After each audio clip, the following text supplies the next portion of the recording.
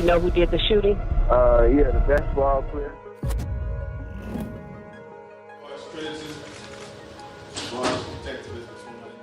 This case, State of Georgia versus Javaris Crittenden. He's number 2 on the supplemental preliminary hearings calendar today.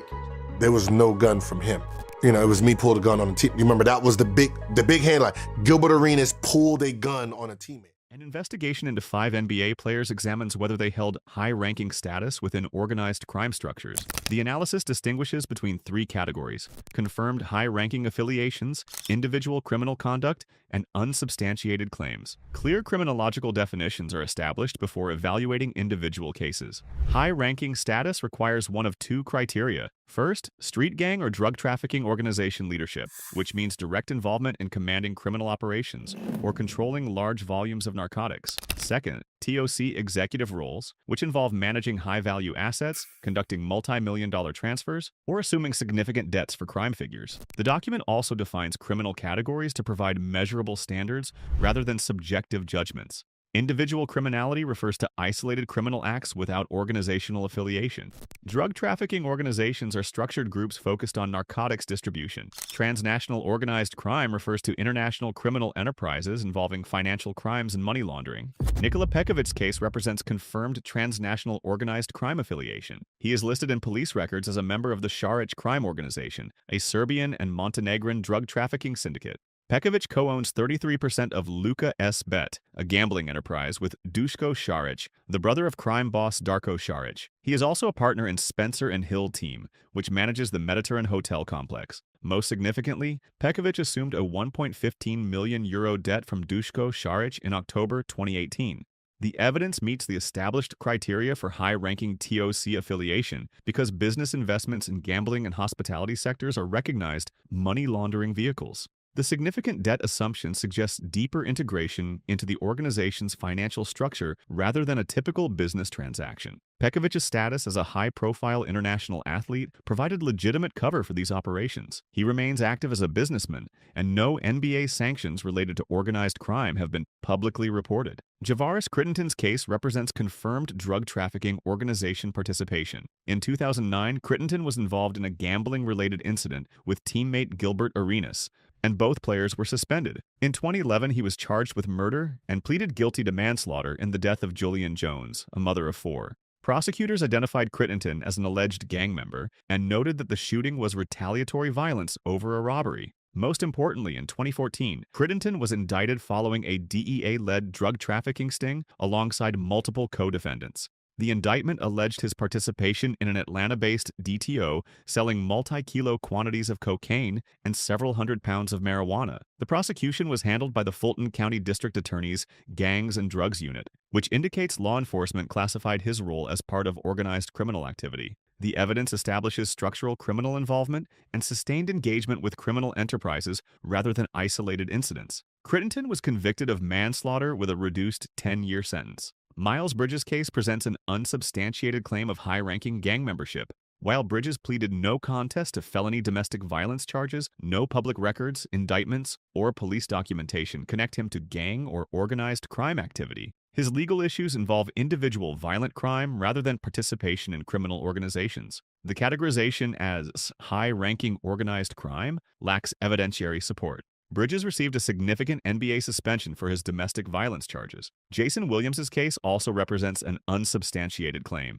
Williams was convicted in connection with the accidental shooting death of limousine driver Kostas Christofi in 2002. He was convicted of negligent homicide and evidence tampering. However, no documentation suggests organized crime affiliation. His case involves personal negligence and legal violations stemming from that incident, not participation in criminal organizations. Williams received a manslaughter and aggravated assault conviction. Charles Barkley's case is similarly unsubstantiated. Barkley's legal issues consist of isolated misdemeanors including DUI, battery, and public intoxication. No evidence connects Barkley to any organized crime structure. The claim appears to reflect public confusion between celebrity notoriety and criminal organization membership.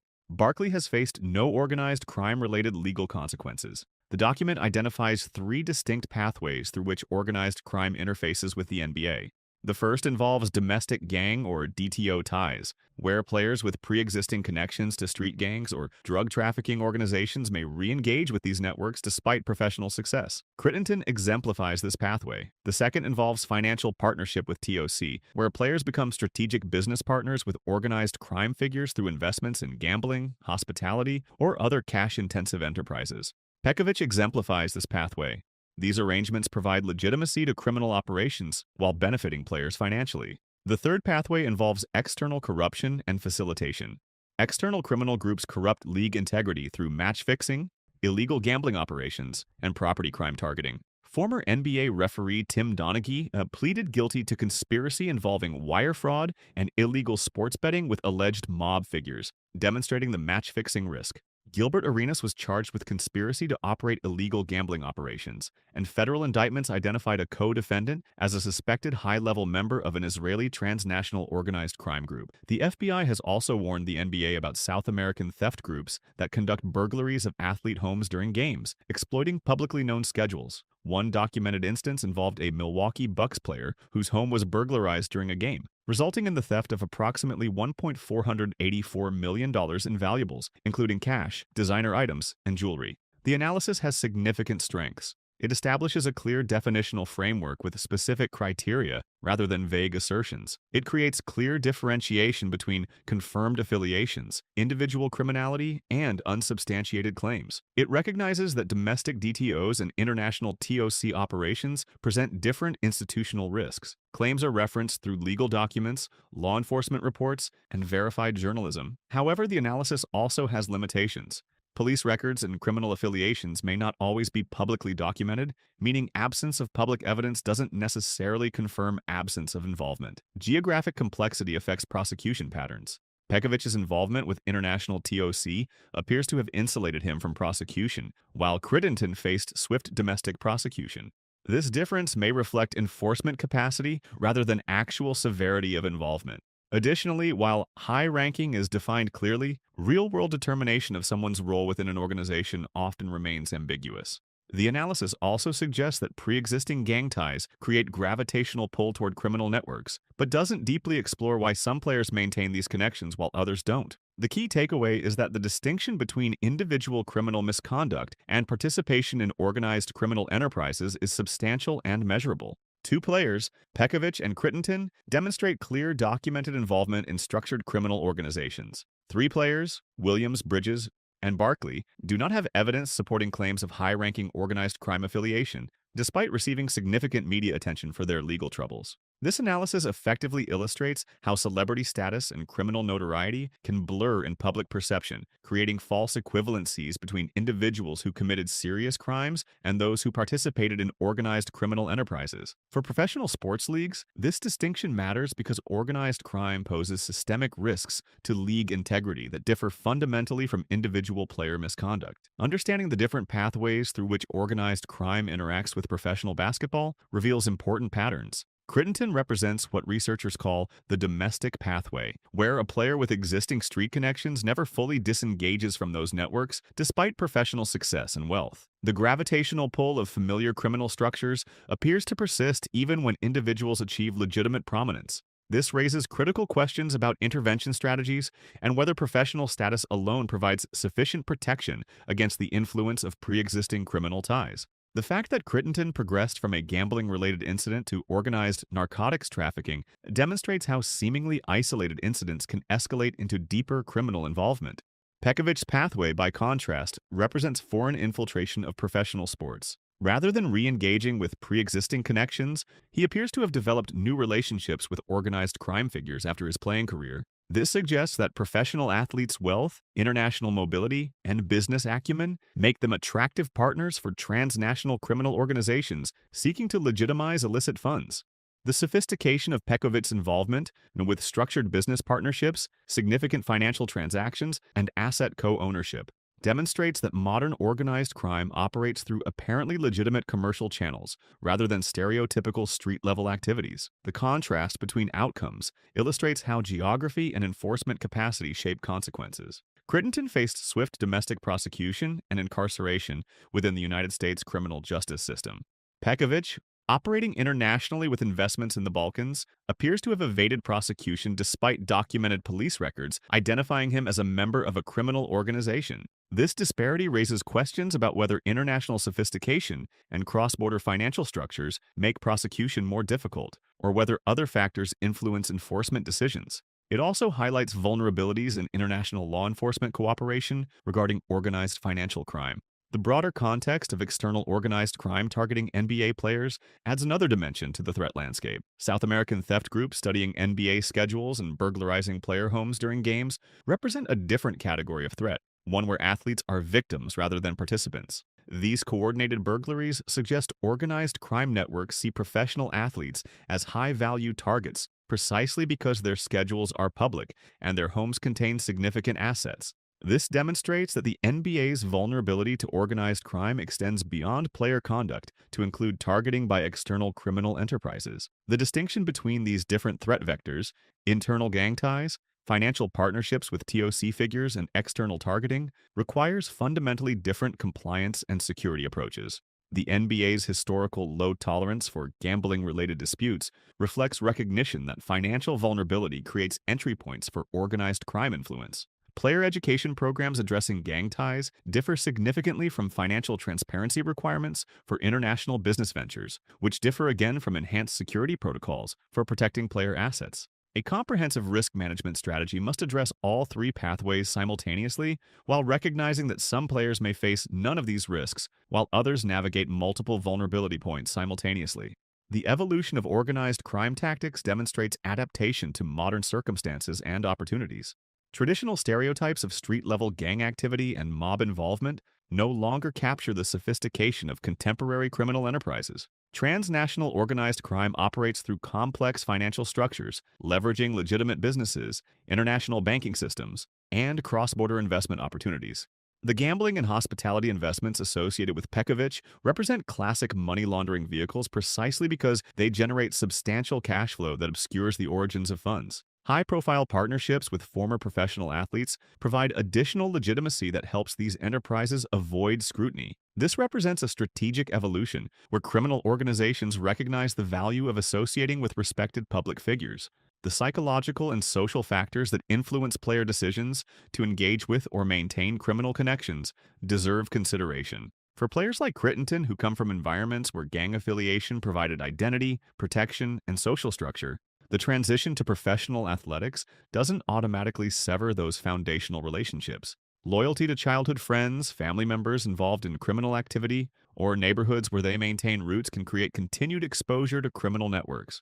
Professional success may actually intensify these pressures as players become sources of financial support for struggling communities, while simultaneously becoming targets for exploitation by those same networks.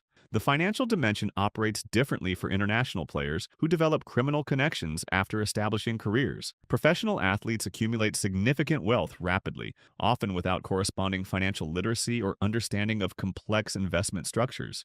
This creates vulnerability to partnerships that appear legitimate on the surface but serve criminal purposes. The expertise gap between professional athletes and sophisticated financial criminals becomes particularly pronounced in international contexts where language barriers, unfamiliar legal systems, and cultural differences compound confusion. Criminal organizations actively recruit individuals who can provide legitimate facades for illicit operations, and successful athletes represent ideal candidates. The Tim Donaghy scandal revealed how deeply organized crime could penetrate league operations through corruption of officials rather than players. Referees hold enormous power over game outcomes through subjective judgment calls that appear within the normal range of officiating decisions. This makes corruption particularly difficult to detect and proves extremely valuable for organized gambling operations. The involvement of individuals described as reputed mobsters in the Donaghy case demonstrates that traditional organized crime maintains interest in sports corruption despite modernization of tactics elsewhere.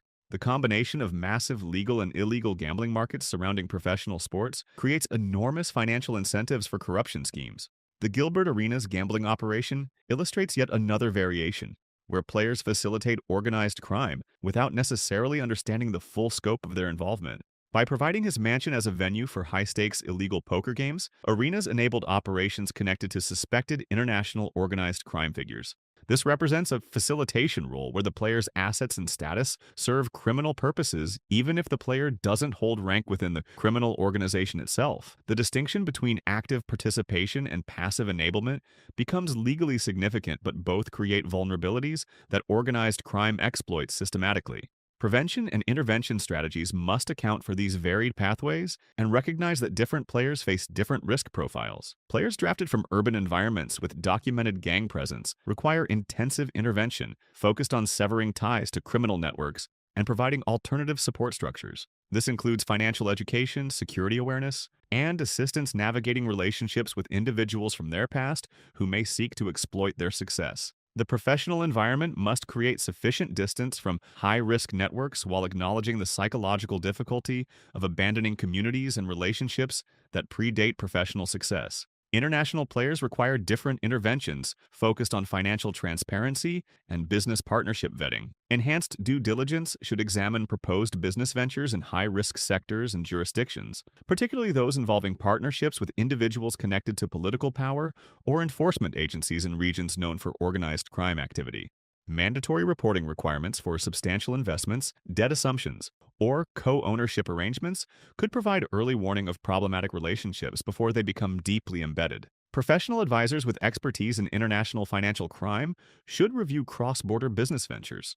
League-wide education must emphasize that facilitation carries severe legal consequences, even when players don't hold formal roles in criminal organizations. Providing venues, introducing contacts, or lending legitimacy to questionable operations can result in conspiracy charges and federal prosecution. The Arenas case demonstrates that players can face serious criminal charges even when they believe they're merely hosting social gatherings or helping friends with business ventures. Clear policies about prohibited activities and mandatory consultation before engaging in certain types of business ventures could prevent players from inadvertently facilitating organized crime. The role of player associations and unions extends beyond traditional labor issues to include comprehensive risk management and member protection. Players enter professional leagues at young ages, often lacking life experience and sophisticated understanding of legal and financial risks they'll encounter. Providing robust support systems, including legal consultation, financial advisory services, and ongoing education about various forms of criminal exploitation, serves both individual player interests and league integrity.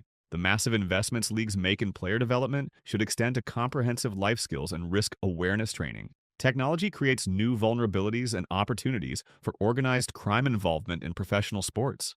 Cryptocurrency and digital payment systems provide sophisticated money laundering mechanisms that traditional enforcement struggles to track and prosecute. Social media creates direct channels between players and both fans and criminal operators, bypassing traditional gatekeepers and enabling relationship development outside institutional oversight. Online gambling platforms multiply exponentially the opportunities for corruption and manipulation. These technological developments require updated prevention strategies and enhanced monitoring capabilities. The international dimension of professional basketball, with players, coaches, and executives moving between multiple countries and legal jurisdictions, creates inherent complexity that organized crime exploits. Different legal standards, varying levels of enforcement cooperation, and jurisdictional disputes make prosecution of cross-border criminal activity extraordinarily difficult, even when evidence exists. Extradition challenges, political considerations, and resource limitations mean many cases never reach prosecution. This reality creates relative safe havens where individuals with documented criminal connections operate with apparent impunity while maintaining profiles as legitimate business people. Public perception significantly influences how these issues are understood and addressed. High-profile individual crimes by celebrity athletes receive enormous media attention and generate public outrage, while sophisticated organized crime involvement often remains obscure or underreported. This creates misalignment between public concern and actual institutional risk. Individual violent crimes, while morally reprehensible and legally serious, don't threaten league integrity the way systematic organized crime involvement does. Yet public discourse focuses disproportionately on individual misconduct, while systematic corruption receives less sustained attention.